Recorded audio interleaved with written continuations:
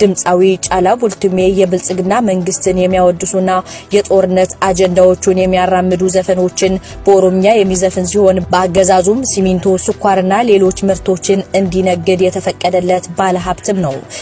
humnoonni fiinxaleeyyii biyya keessatti nurratti dagaaganii afaan tokko aadaa tokko alaabaa tokko dagaasina jechuudhaan biyya keessatti yeroo dheeraa ilmaan oromoo dhiiga xuuxaa fi lafee isaanii caccabsaa turan Caalaa Bultumee አቅጣጫው ካልታወቀ ቦታ በመጣ ጥይት ቆስሎ ነበር።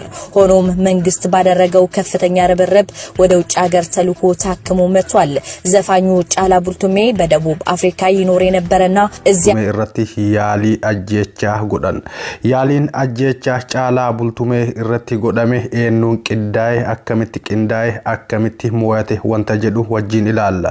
Yeroowwan fi baroowwan dabran keessatti gootawwan ilmaan oromoodha warreen onnee qaban kanneen saba kamiifuu hin jilbiiffanne kanneen irree isaaniitti fi onnee isaanii abdachuudhaan gara fedhan socho'an akka fedhanitti bookisanii dubbatanii wanta isaan keessatti dhagahame hunda baafachuu danda'an walleedhaan isaa ta'uu walaloodhaan karaalee miidiyaa garagaraatiin beekamtii fi dhaga'umti argatan fiinxalaa'een biyya keessaa ilmaan oromoo goggootawanii fi jajjaboo akkanaa ajjeesuudhaan kararraa qabu baratan haaluma barataniin yeroo dheeraa akka irratti hojjetaa turaniin ድምጻዊ ጫላ ቡልቱሜ በአዲስ አበባ በከፈተው ተኩስ ንብረት አውድሟል። ከሁለት ሳምንት በፊት በከተማዋ መስቀል ፍላወር አካባቢ ከሌሊቱ 8 ሰዓት አካባቢ ሰክሮ ሲያሽከረክር ተገኝቶ እንዲያቆም ሲጠየቅ ፖሊሶች ላይ ጠብመንጃ አንስቶ ተኩስ ከፍቷል። ቢፉማ ጫሉ ሁንዴሳ halkan kararratti eeggachuudhaan lubbuu isaa baasan Caalaa Bultumees lubbuu isaa baasuudhaaf yaalii addaa godhan yaaliin addaan isaan godhan kun milkaa'e moo hin milkoofne eenyuun irratti qindaa'e wanta jedhu wajjin ilaalla.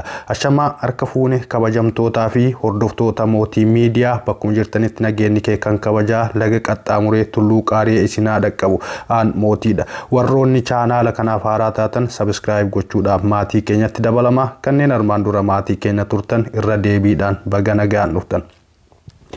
Eegaan akkuma mata duree irratti tuquudhaaf yaaletti artiist Caalaa Bultumee hundi keessan ni beektu.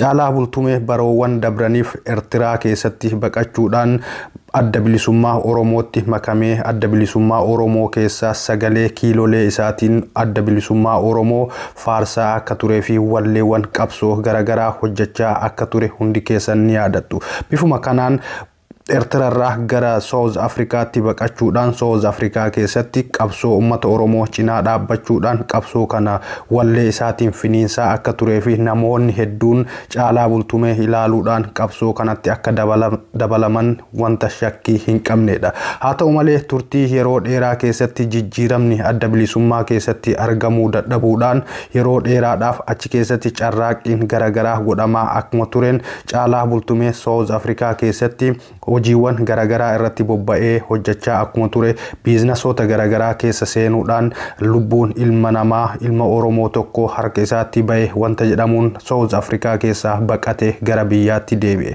Akkuma gara biyyaatti deebi'een tattaaffii isaatii fi walleewwan isaa kana laaluudhaan mootummaan uf jalatti fuudhee faayidaa garagaraatiin sobuudhaan akkasumas wantoota adda addaa gochuudhaaniif uf jalatti qabatee ilmaan Oromootiif gurra akka ta'u ilmaan Oromootiif afaan akka ta'u jechuudhaan walleewwan garagaraa achi keessa taa'ee akka wallisu mootummaan qarqaarsa garagaraa godhaafii ture. Qarqaarsawwan mootummaan godhaniif keessaa mallaqa kennuu fi konkolaataa bituu fi akkasumas manneen babbareedaa garagaraa filatee akka keessa jiraatu biyya fedhe akka deemee jiraatu jiraanna osoo hin taane biyyoota fedhe deemee daawwatee deebi'uu akka danda'u mootummaan carraa mijeesseef. Kana qofaa miti biyya keessatti warshaa sibiilaatii fi warshaa sukkaaraa banatee daldala irratti akka hirmaatu carraa banameef itti fayyadamuudhaan Caalaa Bultumee yeroo ammaa abbaa qabeenyaa cimaa ta'uudhaan beekama. Abbaa qabeenyaa ta'uu duwwaa osoo hin taane waraana mootummaa keessatti ajajuudhaan akka fedhetti kiliippii garagaraa mootummaa wajjin hojjechaa akka jiru beekama. Kiliippiiwwan amma dura biyya keessa taa'ee biltsiginnaa faarsuudhaan hojjete akka hogganaatti hojjetaa akka turee fi ga'ee guddaa achi keessatti taphataa akka ture isin hundi ni beektan. Bifuma kanaan yeroo dabree waraana naannoo Amaaraa fi Tigraay jidduutti godhame keessatti Caalaan Bultumee madoo guddaan irra ga'ee hedduu lubbuu isaatiif gaagama kan ture. Mootummaan biyya alaa deemee yaalame akka deebi'u gochuudhaan yaalli biyya alaatti isaaf godhameen Caalaa Bultumee fayyee gara biyyaatti deebi'eeti jira. Amma gaa warroonni fiinxaleeyyiin Caalaa Bultumee dhiheenya mootummaa wajjin qabuu fi dhageettii inni mootummicha biratti qabu ilaaluudhaan hinaaffaan garagaraa isaan irratti uumame.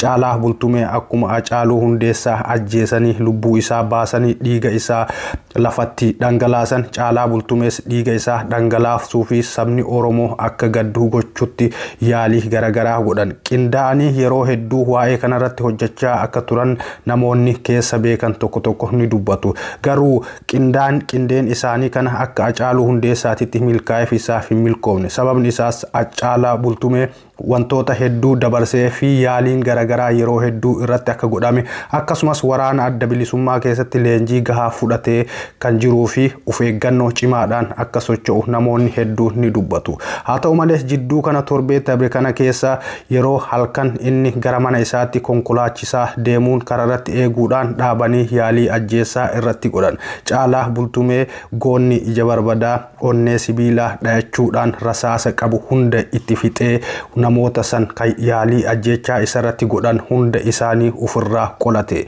Yeroo rasaasa 60 yookaan kaartaa 2 guutuu namoota isa ajjeesuuf dhufan irratti dhukaase namoonni sun dheessanii poolisni naannoo sanii fi humni waraanaa naannaa san jiru Caalaa Bultumee erga inni rasaasa fixatee diinawwan isa ajjeesuuf dhufan hunda ofirraa qolate booda dhufanii qaban. Erga qabanii booda Caalaa Bultumee qabeenya namaa irraa fi namoota garagaraa irra miidhaa geessisee jira jechuudhaan mana hidhaa akka geessan namoonni hedduun ni dubbatu.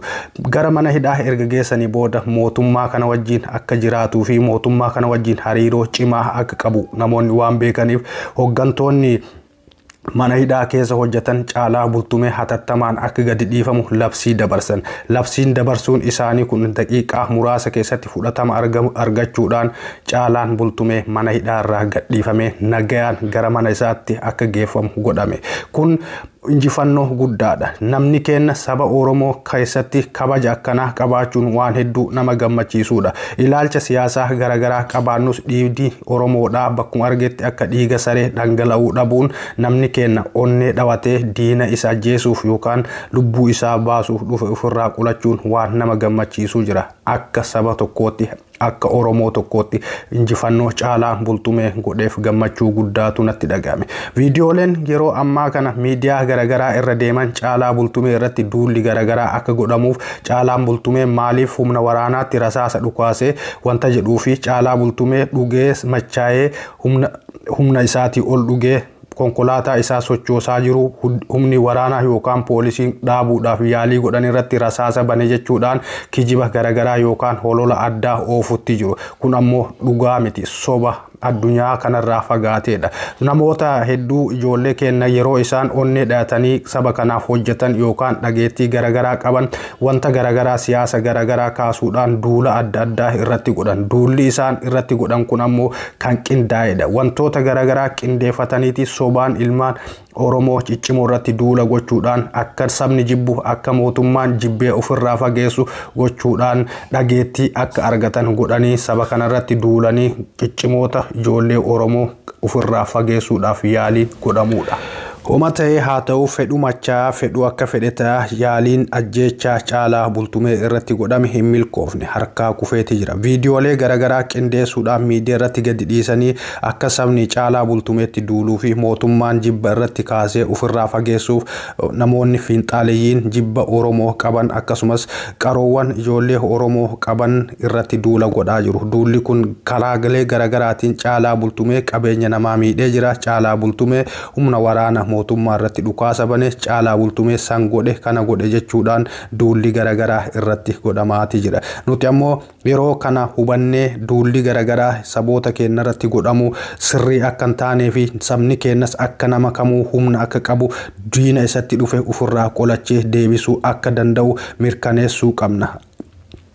akkuma jalqaba irratti jedhe ilaalcha siyaasaa garagaraa qabaachuudhaan malla. Ilaalcha siyaasaa garagaraa qabaachuun ammootu jibba waliif qabaanna jechuu miti. Namni keenya jabaatee humna godhatee diina isatti dhufe ofirraa qolachuun mo'annaa tokko, injifannoo guddaa jechuun namni tokko lubbuu fi baraaruudha. Sabaaf qabsaa'uu dursa lubbuu ofiitiif qabsaa'uudha, lubbuu fi bilisoomsuudha. Caalaa Bultumees kana godhe. Caalaa Bultumee baga rabbi si baase jechuun hin barbaada. Viidiyooleen amma miidiyaa kana irratti deeman muraasni isaanii jiru. Viidiyoo kana muree asirratti gadhiisuudhaaf ammoo fedhii hin qabne. Sababni isaas viidiyooleen kunniin kan hojjetamaa jiran afaan Amaaraatiin waan ta'aniif. Egaa Caalaa Bultumee amma lubbuudhaan bahee jira. Akka gaarii eegumsi godhamaafii jira. Gara fuulduraatis namoonni ciccimoon akkanaa abbaa fedhan haa deeggaranii akka fedhanittu haa jiraatanii hanga saba kanarra miidhaan hin geenyetti lubbuu isaanii eeggachuudhaaf hidhatanii deemuun hedduu barbaachisaadha. Irra hedduun ijoollee keenya keessattuu artiistotaa fi qabsaa'onni biyya keessan